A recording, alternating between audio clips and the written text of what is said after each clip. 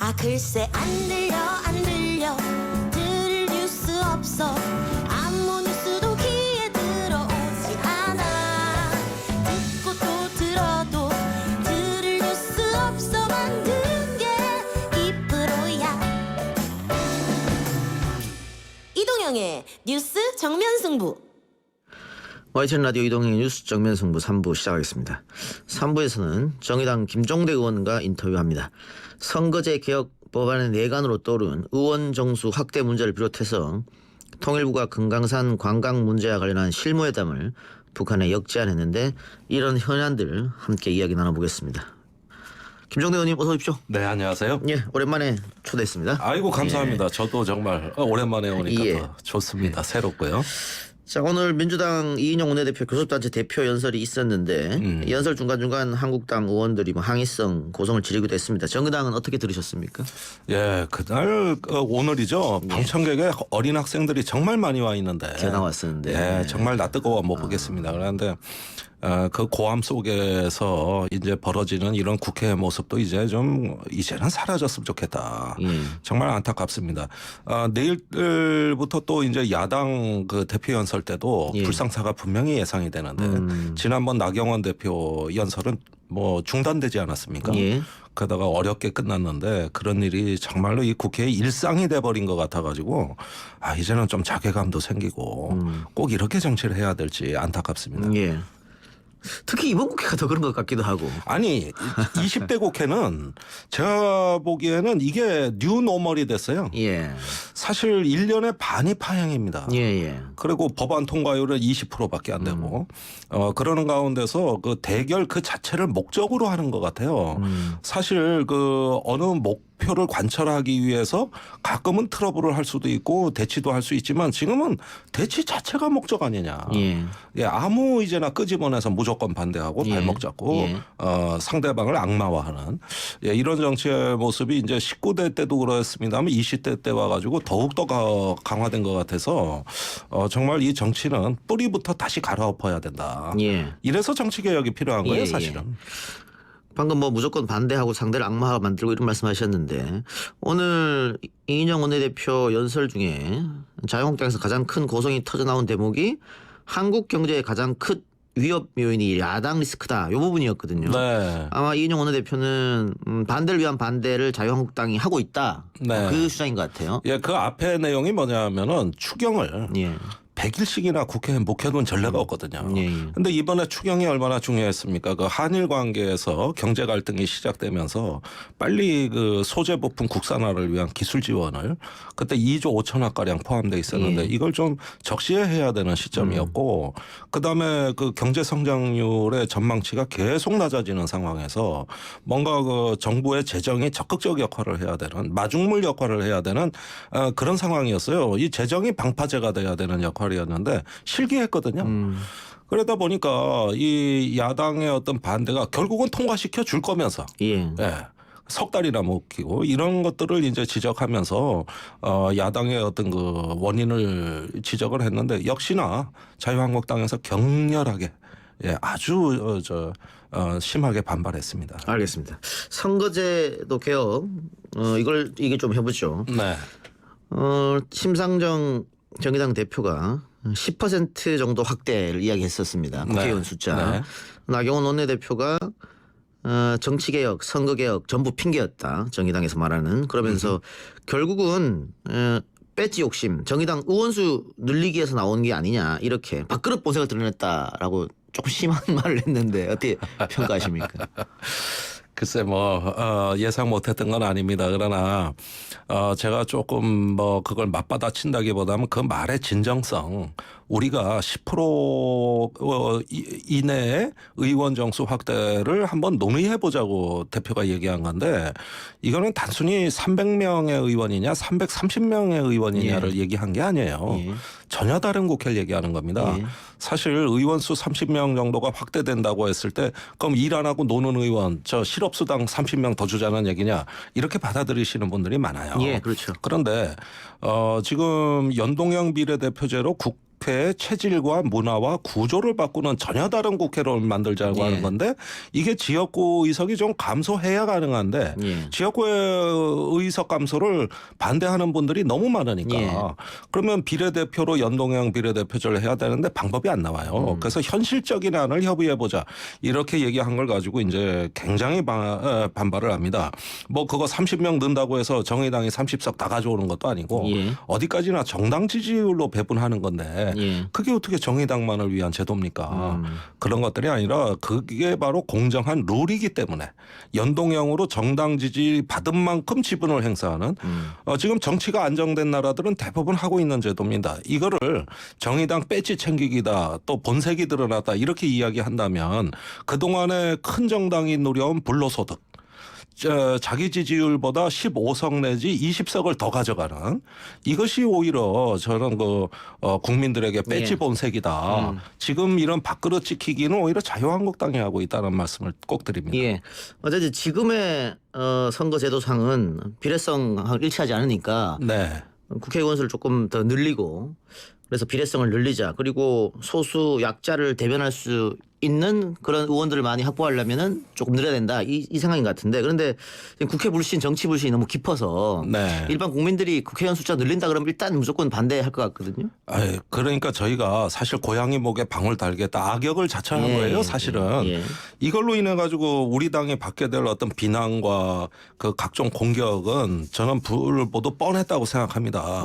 그러나 그것보다 더 중요한 건 정치가 바뀌어야 된다. 그리고 국회 문턱을 낮춰서 세비는 오히려 더 깎더라도 그 같은 국회 예산으로 의원 정수를 확대하게 되면은 저는 국민 부담을 늘리지 않으면서도 이제 전혀 새로운 국회 이제는 소수 약자를 대변하는 사람들도 낮아진 국회의 문턱을 넘을 수 있는 그럼으로써 이렇게 거대 기득권 양당이 죽기 살기로 싸우는 게 아니라 제3지대에서 우리의 정치의 생태계가 보다 다양하고 그늘진 곳을 찾아갈 수 있는 에너지를 창출하게 된다면 지금 먹는 욕은 저는 당연히 미끄럼이 될 것이고 언젠가 정치개혁을 위한 소중한 자산이 될 거라고 생각합니다. 그 지금의 선거제도는 결국은 거대 양당한테는 불리한 게 없으니까요. 승자 독식을 기본으로 해서 설계된 제도이기 때문에 기존의 지역을 하나의 어떤 거점으로 해가지고 기득권을 분할한 거대 양당 체제에는 최적의 선거제도예요. 그게 바로 현행 기득권을 닮은 정치입니다. 그런데 기득권이 아니라 민심을 닮은 정치로 가려면은 우리 사회의 소수의 목소리가 비집고 들어갈 수 있는 공간을 열어줘야 돼요. 우리는 원래 의원 정수 300명 내에서 하려고 그랬습니다. 그런데 공간이 열리질 않아요. 그래서 현실적인 안으로 비례대표를 확대할 수 있는 방법이 뭘까 하니까 10% 이내에서 의원 정수 확대고 이 부분은 이 작년 12월 15일에 5당 합의문에도 들어가 있던 겁니다. 논의하기로 했던 거예요. 오늘 얘기한 건 논의하자예요. 자 그러면은 5당 합의 정신에 전혀 위배되지가 않습니다. 그래서 제가 드릴 말씀이 자유한국당은 지금 반대한다고 천명했고 오히려 줄이자 국회의원을 이렇게 했잖아요. 비례를 아예 없애자 이런 얘기를 했고 민주당이 어떤 선택을 할 것인가. 그 대통령의 선거제도 개혁은 뭐 대통령의 공약 사항이기도 했고 민주당에서 당연히 해야 된다고 이야기하지만 아까 제가 처음에 말씀드린 대로 거대 양당에 불리한 제도가 아니기 때문에 지금 제도가 속내는 그냥 이렇게 가자 뭐 이런 게 있을 수도 있지 않을까 싶어서 많은 의심을 하고 있습니다만은 때마침 오늘 이인영 원내대표가 확고하게 그 부분에 의사표명해 준 거를 감사하게 생각합니다. 4당 합의대로 비록 민주당이 손해보는 한이 있더라도 정치개혁의 길로 가겠다. 이렇게 이야기한 것은 여당 원내대표로서 일관성을 보여줬다는 점에서 저희는 평가를 하고 그래도 말을 그렇게 해놓으면 그동안에 이제 그 개혁 공조를 해왔던 정의당 입장에서는 그래도 신뢰를 갖게 된다. 그런 점에서 저는 매우 환영하는 바입니다. 자, 지금 민주당은 사법개혁안 먼저 처리하자. 공수처법을 우선 처리하자 이런 입장이거든요. 그게 공식 제안은 안 됐어요. 지금 계속 그거 에드발론을 띄우는데 저희 당은 만일에 민주당이 그렇게 협의를 해온다면 협의할 수 있다는 입장입니다. 현재는 사당 합의 정신 그대로 선거법이 먼저 처리돼야 된다는 입장에 변함은 없으나 그동안에 이제 조국 그 대전이라고 불리는 사법개혁 국면에 상황의 변화가 있었거든요. 예, 이런 점들을 감안하자고 일단 협의를 해온다면 그거는 한번 협상해볼 만하다. 네. 한국당을 제외하고 다른 당끼리 공조 이것도 정의당에서는 찬성하는 입장이시죠? 아니 그거는 한국당이 들어와서 합의제로 처리해야 된다는 입장은 우린 변함이 없어요. 오늘 이인영 대표도 그렇게 얘기했어요. 실제로. 그러나 한국당이 끝까지 거부할 경우에는 사당이 모여야 된다고 생각합니다. 패스트트랙을 같이 공조했던 여야 사당이 그때는 모여서 최악의 경우에는 한국당을 배제하고 갈 수도 있다. 이런 입장입니다. 예. 개헌 문건과 관련해서도 질문 좀 드려보죠. 이번에 군인권센터가 공개한 문건은 지난해 공개한 전시개헌 및 합수 업무 수행 방안의 원본격이다. 이게 군인권센터의 말이고 작년에 공개된 문건과 비교하면 이번 문건은 사실상 실행을 목적으로 했다. 그리고 지난번에 공개된 문건은 날짜 같은 거를 조작 좀 했었지 않습니까? 네. 예. 이 문건에 대해서 정의당 어떤 입장이십니까? 제가 국정감사장에서 공개된 그 문건을 보는 순간 가슴이 울컥해지고 정말 뭐 심장이 떨린다는 표현밖에 안 나오는 게 어떻게 만든 나라인데 우리가 그렇게 많은 희생을 치르고 민주화를 했고 문명사회를 만들었는데 이 시점에 이런 문건을 또 본다는 우리의 어떤 그 처지랄까 이런 게 너무나 비통하더라고요. 그래서 이건 검찰이 재수사해야 된다고 저는 생각하고 국회 국정조사도 돼야 된다는 입장을 바로 발표했습니다. 사실 이 원본은 작년에 그 공개된 가짜 문건보다 훨씬 더 이 개헌문에 대한 검토가 치밀하고 집요하고 기민하게 이루어졌다는 것을 입증하는 문건입니다. 그런데 이 문건이 작년에 합수단이 구성돼서 그 합수단은 문재인 대통령 특별지시인데 증거 자료로 채택도 안 했어요. 압수수색을 해서 확보한 겁니다. 이 문건을. 그리고 이걸 증거 자료로 그 법정에 제출도 하고 뭐 공소 기소할 때 포함도 시키고 했어야 되는데 다 빠졌어요. 그리고 불기소예요. 저는 이게 이 나라가 정말 이 역사와 그 국민에게 도전하는 세력들에게 왜 이렇게 관대한가. 그런 점에서는 정말 뭐 개탄을 금할 수가 없어요. 그러면 의원님은 이 개헌 문건이 결국은 친이 쿠데타를 시도하려고 했다. 그렇게 보시는 겁니까? 만일에 작년에 그 광화문에 100만의 촛불 시위 때 뭐 유리창 몇 장 깨졌다든가 경찰차가 하나 불탔다든가 또는 뭐 어디 정부 청사에 몇 명이 난입을 했다든가 이런 것들이 몇 건이 있었다면은 저는 역사는 어떻게 썼을지 모른다. 이 문건의 전제 조건은 그 계엄의 빌미로 삼고자 했던 게 정부의 공권력에 대한 도전과 마비 사태예요. 그런데 그런 일이 하나도 안 일어났습니다. 100만 명이 모이면 별하별 사람 다 있는 겁니다. 그 별하별 사람이 다 모인 100만의 시위에서도 유리창 한 장 깨지지 않았어요. 세계가 찬사를 보냈습니다. 그래서 빌미를 못 찾은 거예요. 그러나 준비는 언제든 할 수 있었다. 그것이 차곡차곡 그런 어떤 물리적 충돌이 차곡차곡 쌓였더라면 누군가는 건의했을 것이다. 근데 이거 그냥 한번 뭐 만들어 본 거 아니냐. 결국 실행도 안 됐고 중요한 거 아니다. 이렇게 주장하는 분도 계세요. 역사에 있어서 가정이라는 거, 또 어떤 거 뭐 이런 것들은 그냥 무시할 만한 어떤 거 결과가 좋았으면 될 거 아니냐 이럴 수도 있지만 예를 들어 어떤 그 해커들이 모여서 어떤 방송국을 해킹하고 또 서버를 공격하고 이런 계획을 몇 날 며칠에 치밀하게 세웠다고 칩시다. 비록 그 해킹 공격이 없었다 하더라도 이게 보통 일입니까? 그런 거를 우리나라 형법에서는 내란 모의죄라고 해요. 그렇죠. 내란을 일으키지 않아도 모의를 하는 것도 죄예요. 대표적으로 통합진보당의 이석기 의원 내란 음모 사건이 그겁니다. 당도 해체됐고 국회의원도 자격 박탈됐고. 그렇습니다. 그때 뭡니까? 말만 한 거예요. 평택유력을 어떻게 공격하자. 해화전화국을 부시자. 그 옆에 애가 울고 막 녹음 테이프 들어보면 아주 허접합니다. 그런데 말 몇 마디로 내란 음모로 기소가 됐고 징역 9년을 선고받았어요. 자 그러면은 이거는 뭐냐?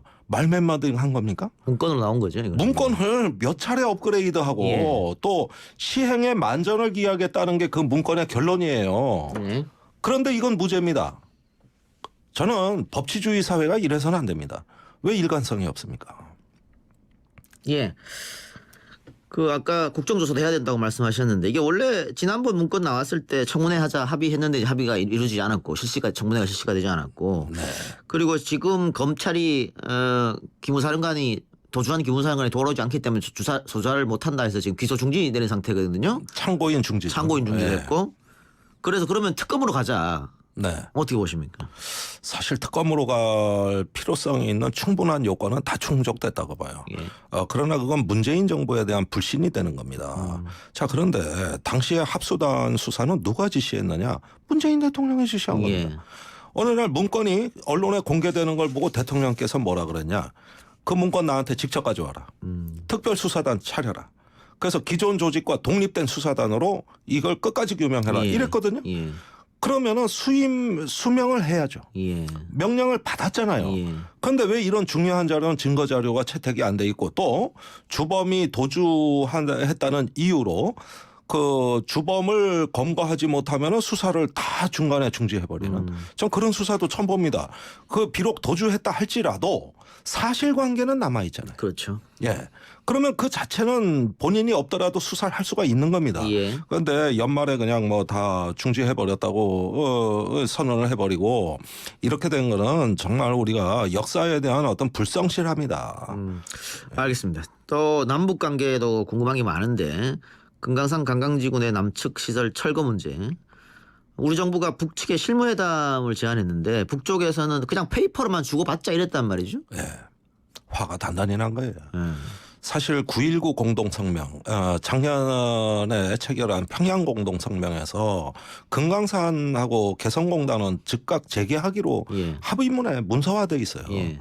그런데 그렇게 우리가 합의를 해주고도 미국과의 공조, 국제사회와의 공조, 유엔 안보리 경제제재와의 찰떡 그 공조를 한다는 이유로 그 뒤에 북한에 아무런 시그널을 보내질 못했거든요. 이게 우리 정부의 어떤 입지를 극도로 위축시켜서 예, 북한이 이제 우리 보고 미국 등 뒤에 숨는다고 비난을 퍼붓고 급기야는 우리가 먼저 얘기했던 금강산에 대해서 그 행동으로 나왔습니다. 작년 11월에 제가 금강산에 갔을 때 그때 현정은 현대아산 회장하고 같이 갔지만 북한은 파격적으로 나왔어요. 내금강도 다 개발해라. 이게 더 외금강보다 엄청납니다. 또 백두산까지 가져와라. 이러면서 다 내주겠다고 했었는데 우리 측 사정으로 응하지 못한 거거든요.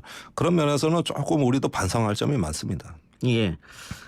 그래서 북한이 지금 계속해서 남한 당국이죠. 당국자라고 하면 우리 대통령인데 네. 계속해서 공격하고 있습니다. 그리고 미국에 대해서는 그렇게 날선 비판을 하지 않거든요. 결국은 미국하고만 대화하겠다. 미국에 대해서도 김영철 그 전 조평통위원장이 나서서 연말을 넘기지 말아야 된다는 최후 통첩성 발언을 했어요. 그것도 무시무시한 겁니다. 그리고 지난번 북한이 북극성 2호 미사일을 발사했던 거는 제가 보기에는 미국에 대한 이제 행동을 암시한 거거든요. 예. 그래서 만일에 연말까지 어떤 이런 상황이 방치된다면 저는 내년 초에 북한이 예전의 북한으로 되돌아갈 수도 있겠다. 예, 가능성이 있다고 보여집니다. 그러면 이거 사실 금강산 문제는 미국 제재나 유엔 제재하고 상관없는 문제잖아요. 근데 처음에 우리가 단추를 미국한테 물어봄으로써 이렇게 잘못 꼬였는데 지금이라도 그러면 우리가 북한하고 대화를 해서 푼다 먼저.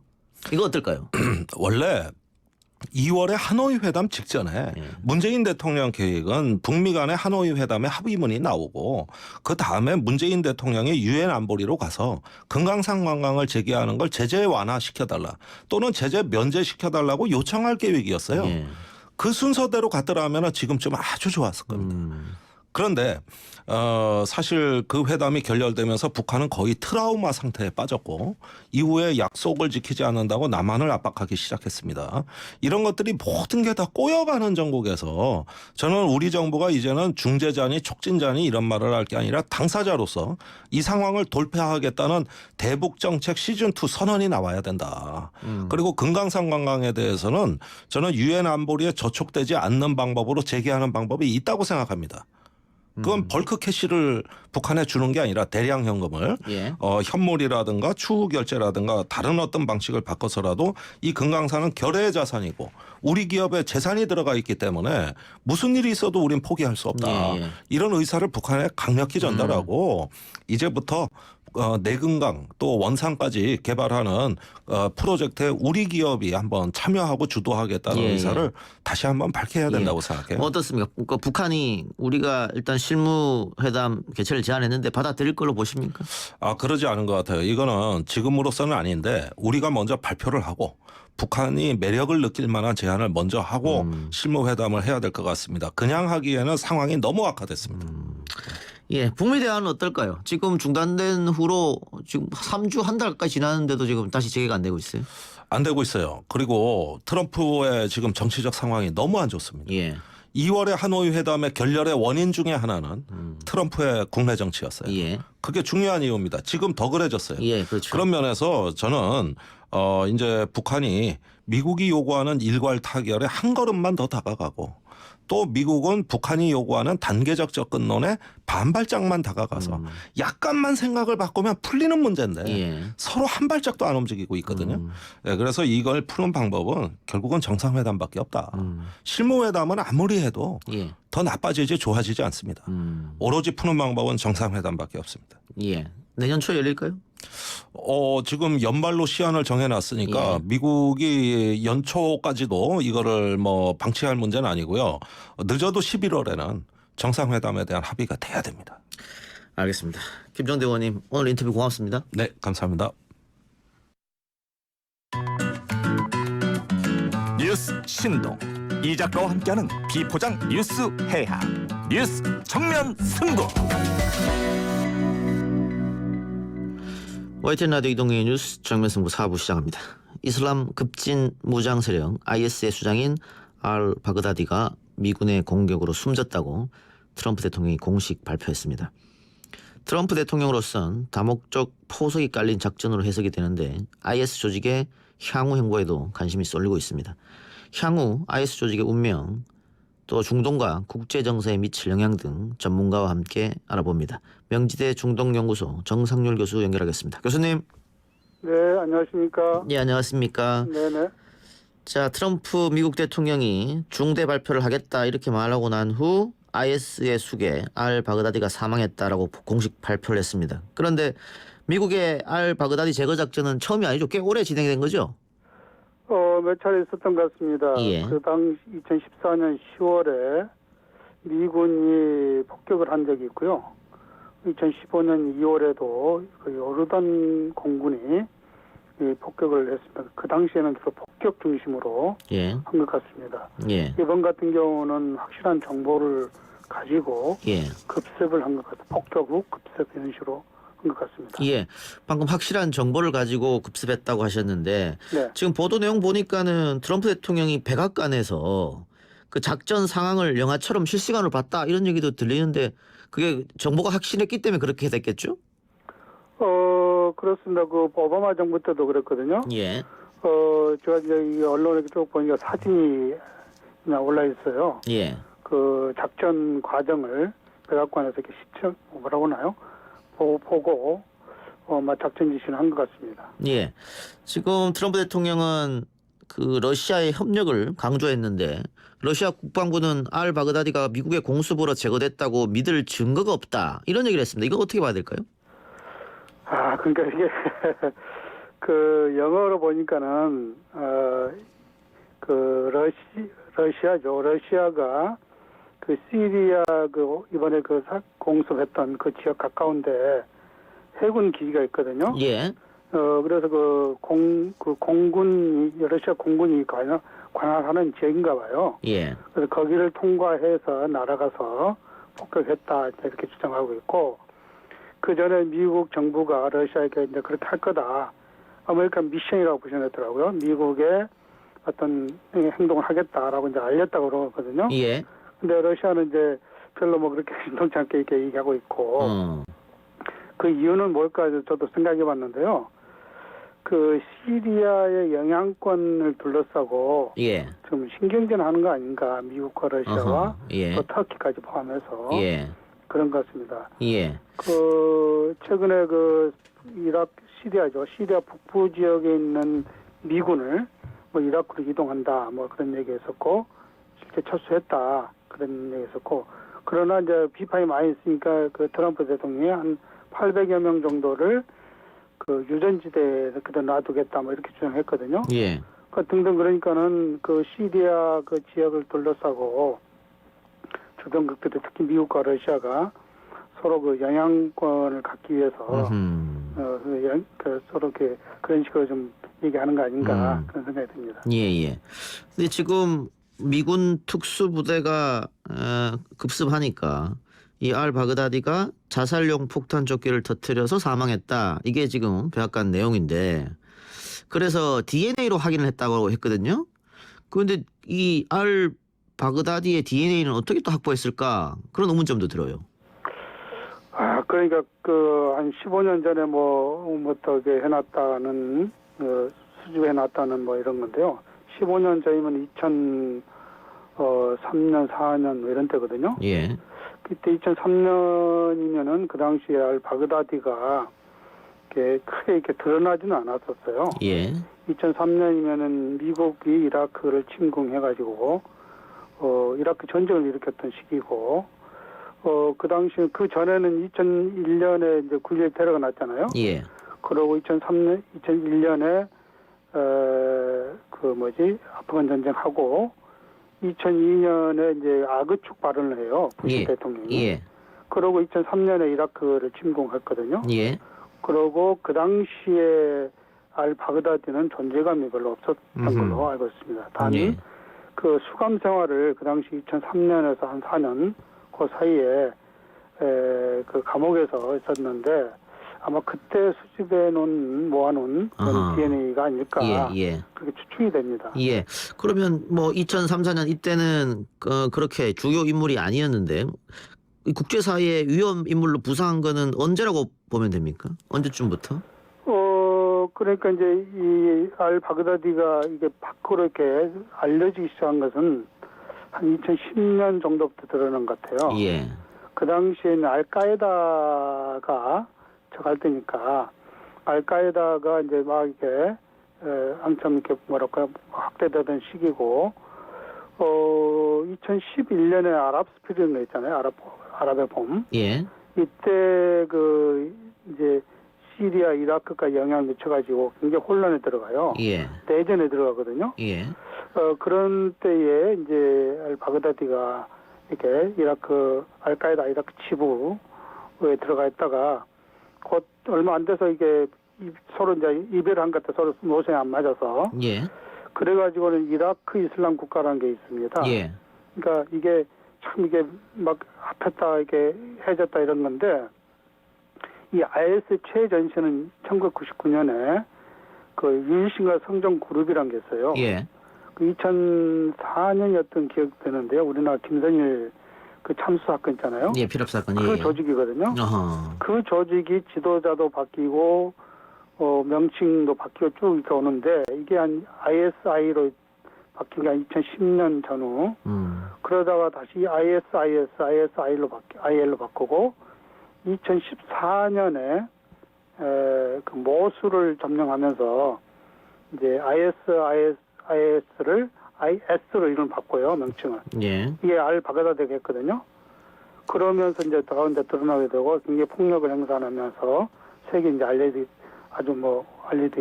됐죠. 예. 네네. 알겠습니다. 근데 지금 트럼프 대통령이 알바그다디의 사망 당시를 표현하면서 개처럼 겁쟁이처럼 죽었다. 마지막 순간에 훌쩍이고 절규했다. 이런 이야기를 했는데 이거 어떤 정치적 메시지나 이런 게 있다고 보십니까? 왜 이렇게 얘기를 했을까?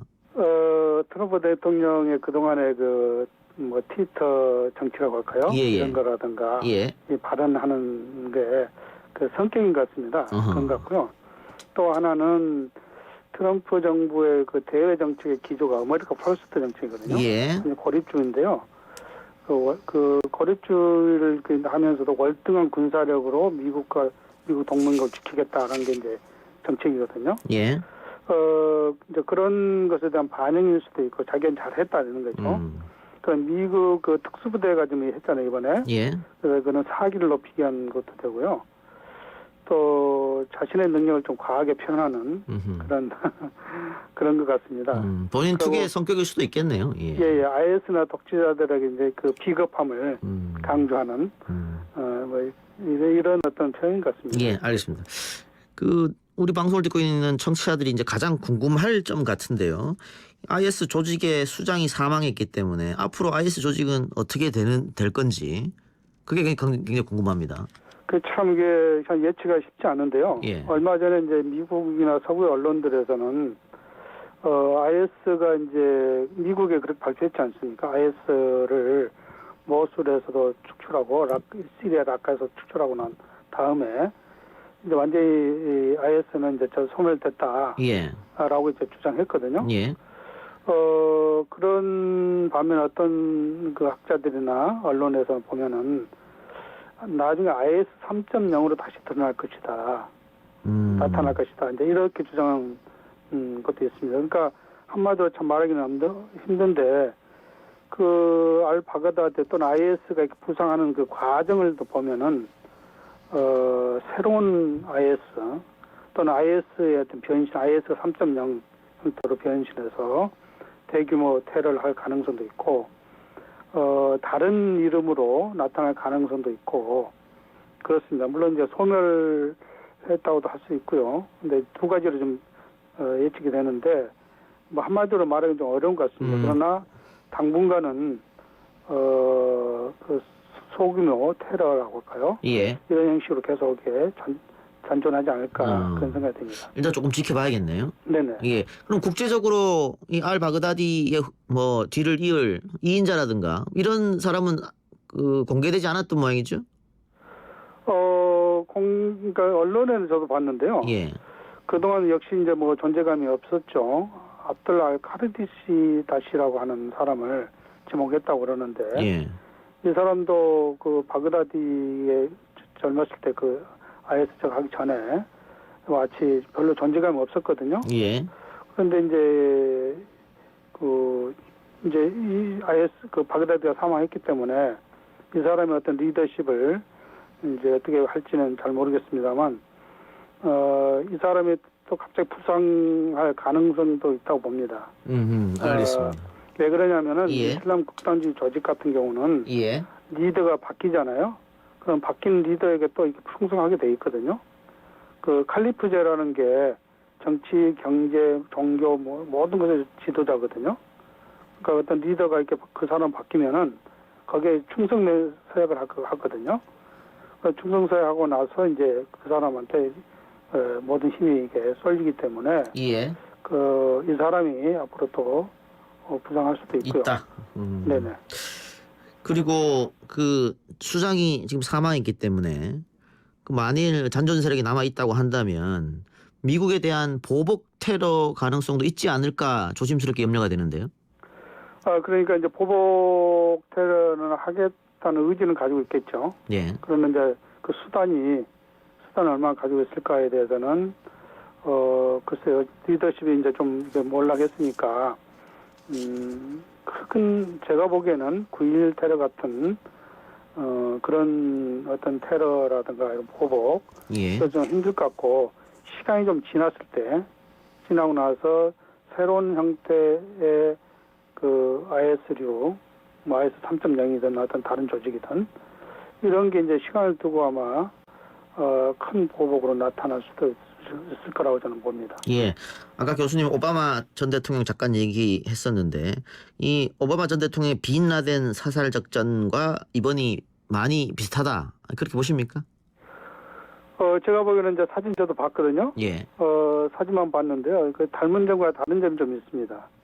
하나는 닮은 점은 이제 특수부대를 통해서 은신처를 급습했고 아마 정보를 아까 말씀드린 대로 정확한 정보를 가지고 있었기 때문에 그런 것 같고요. 이번에도 마찬가지고요. 또 백악관에서 이 작전하는 것을 다 보고 있었다는 점 이런 것은 같은데 사진을 보면은 그 오바마 대통령은 이제 옆에 비켜서 있거든요. 예. 그리고 트럼프는 가운데에 딱 앉아서 보고 있고 이것은 그 리더십의 성격이라고 할까요? 두 대통령의 성격 이런 게 드러나고 있는 것 같습니다. 그런 예. 차이 정도지 뭐 다른 것은 뭐 예. 예. 근데 묘하게도 빈라덴이 사망했던 시기, 사살됐던 시기죠. 그리고 지금 알 바그다디가 사살된 그 시기가 딱 대통령 재선거를 얼마 앞두고 벌어졌거든요. 예. 혹시 그것도 예. 좀 이게 정치인들은 항상 그런 걸 생각하니까 특히 민주주의 사회에서 그 예. 정치인들은 예. 선거를 통해서 이제 당선이 되는 대통령인 경우는 아마 저는 우연이 아니라고 생각합니다. 작전 시기를 예. 저울질 좀 했을 것이다. 또 당연히 뭐 최근에 뭐 여러 가지 코너에 몰려 있지 않습니까? 예. 시리아 미군 철수에서부터 탄핵 조사 사건 예. 등등해서 이러니까 뭔가 이렇게 좀 자극적인 이런 사건에 대해서 자신의 업적을 드러내고 이것이 이제 어느 정도 반전을 시킨다고 할까요?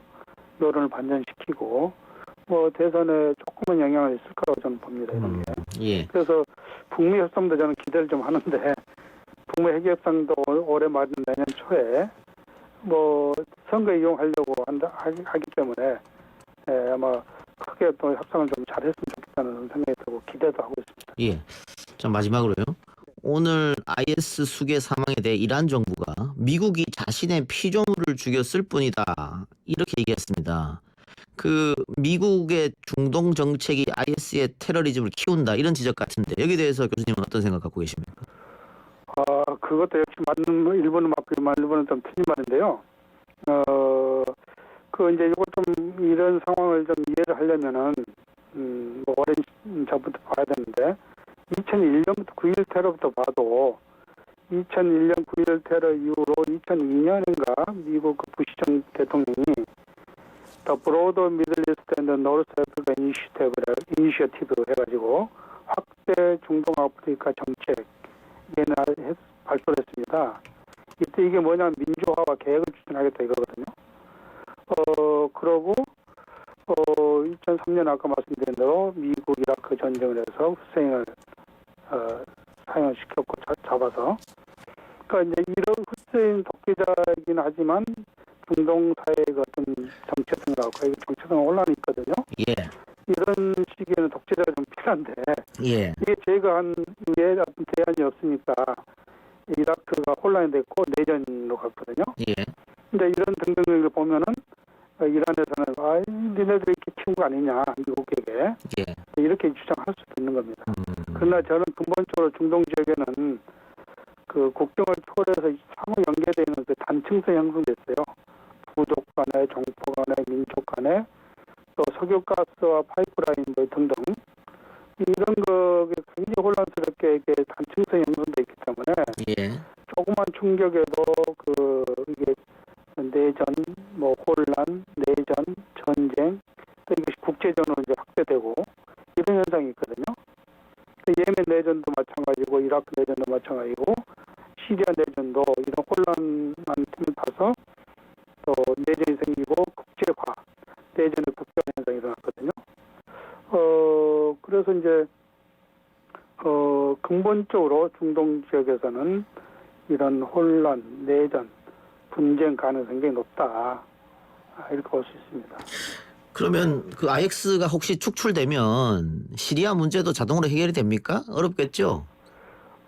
저는 IS는요, 제가 보기엔 저는 이제 그렇게 판단했었거든요. IS는 미국의 입장에서 보면은 그 꽃놀이패예요. 바둑에서 말하는 꽃놀이패.